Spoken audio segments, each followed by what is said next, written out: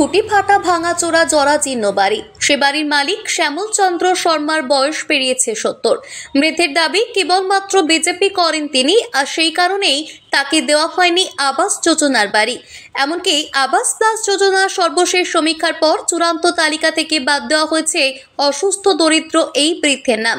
মালদার চাঁচলের আশ্রম পাড়ার এই ঘটনাকে ঘিরে জেলা জুড়ে শুরু হয়েছে তুমুল রাজনৈতিক আকচাকচি। শ্যামল কুমার শর্মা নামক ওই বৃদ্ধের অভিযোগ এই প্রথম নয়, এর আগেও চক্রান্ত করে বাদ দেওয়া হয়েছে তার নাম। তিনি বলেন, বিজেপির জন্মলগ্ন থেকেই তিনি এই দলের সঙ্গে যুক্ত। সম্ভবত বিজেপি করার অপরাধেই বারবার আবাস যোজনার তালিকা থেকে তার নাম বাদ দেওয়া হয়েছে। তার দাবি, এলাকায় তিনি বিজেপি কর্মী হিসেবে অত্যন্ত পরিচিত মুখ, তাই তার কাছ থেকে কাটমানির টাকা চাইতে পারবে না বলেই প্রতিবারই তার নামটা কেটে দেওয়া হয়েছে বলে দাবি তার।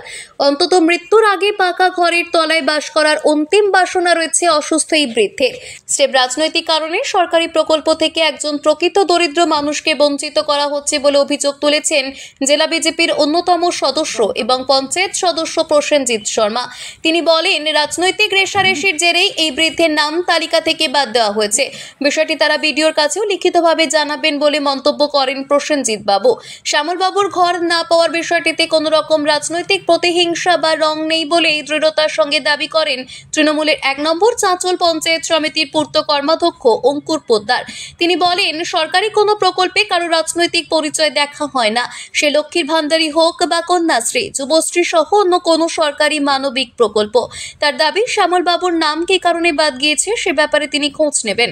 বিডিওর সঙ্গে কথা বলে তার নামটি যাতে আবাস প্লাস যোজনার অন্তর্ভুক্ত হয় তার ব্যবস্থা তিনি করবেন। আমি বিজেপি করি বলে আমার নাম বারবার করে বাদ দেওয়া হচ্ছে। বাদ দিচ্ছে না কেন আমি অস্তিত্বভাবে তো কোনো কথা বলতে পারছি না। বলে কি না, এখন তো আগে ছিল, এখন তো তৃণমূল সরকারে বারবার করে এই জিনিসটা করছে না কেন?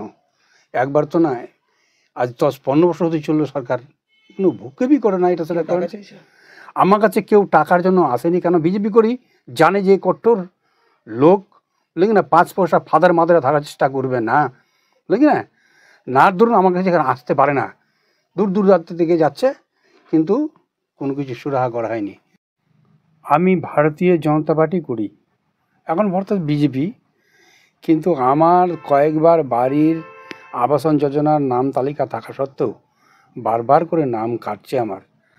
কেন কাটছে আমি ভেবে কোনো কুৎসিত করছি না। বিজেপি করার অপরাধে না রাজনীতির অপরাধে যে আমাকে এই রাতে ভোটে এগুলো নামগুলো কেটে যাচ্ছে। কেন? আমি 70 সালের থেকেই ভারতীয় জনতা পার্টি বিজেপি করে আসছি। কি কারণে আপনার নামটা কাট? আমি জানি না যে এই যে রাজনীতি সঙ্গ, এই তো রাজনীতি উদ্দেশ্য, এছাড়া তো অন্য কিছু না। কেন বারবার করে এই নামগুলো কাটছে আমার দেন ঘরের অবস্থাটা দেখেন, ঘরের অবস্থাটা দেখলেই বুঝতে পারবে। এবং ব্লক এসে বারবার করে ইনকোয়ারি করে গেল, এবারও ইনকোয়ারি করে গেল, আমার নাম তালিকা দিয়ে যায়, বলছে আপনি অবশ্যই পাচ্ছেন। তা সত্ত্বেও যে আমার নাম কেটে দিচ্ছে কেন? বিজেপি করার কি অপরাধ, না আরও কোনো কিছু আছে? আমি এখন যাবো কোথায়, খাবো কোথায়? আমার ট্রিটমেন্ট হচ্ছে, প্রচুর ট্রিটমেন্ট হচ্ছে আমার, 1700-1800 টাকা করে পারবার মান্থ ওষুধপত্র খেতে হচ্ছে আমাকে। আমি শ্বাসকষ্ট, তারপরে আপনার কিডনিতে পাথর, ফিরছি সেটা করছি, কিন্তু কেন পারবো? আমি চাইছি আমার একটা ঘর হোক, আমি শেষ বয়সে আমার একটা ঘর হোক, আমি যেন ঢালাই ছাত্রের তলায় থাকতে পারি, যে কদিন বাঁচবো। আপনার নাম শ্যামল। না, বিজেপি করে না কেন, গরিব মানুষ যেই থাকুক না সেই ঘর পাবে। কারণ মমতা ব্যানার্জি যেসব প্রকল্প করছেন তিনি কিন্তু কোনো পার্টি বা কোনো ব্যক্তি দেখে করছেন না, কারণ তিনি লক্ষ্মীর ভান্ডার থেকে শুরু করে। দেখুন, উনি তো দীর্ঘদিন ধরে বিজেপি করেন, এবার বিজেপি করেন বলে উনি প্রাপক, উনি পাওয়ার মতন যোগ্য, তো ওনারটা রাজনৈতিক কারণে বাদ দিয়েছে। কারণ বিরোধী সংগঠনের দলের লোক ওনারা প্রচার করতে চাইছেন যে মমতা ব্যানার্জি বাংলা আবাস যোজনা ঘর দিচ্ছে, এবং সেই প্রচার রাখার জন্যই শুধু এটা বদমাশি করে বলা চলে, একমাত্র রাজনৈতিক প্রতিহিংসামূলক রাজনীতি করার জন্য তার নামটা বাদ দেওয়া হয়েছে। বিজেপি করার কারণেই।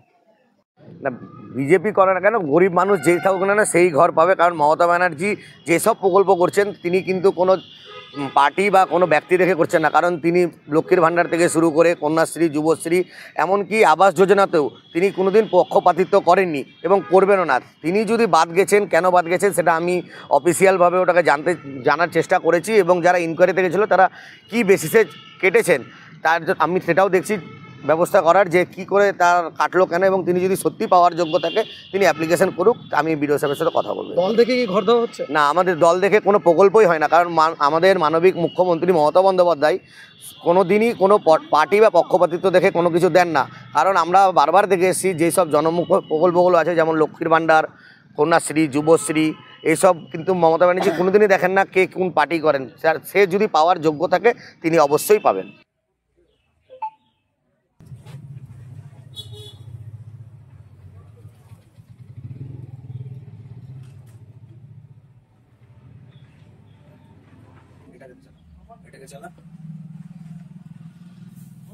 টিন না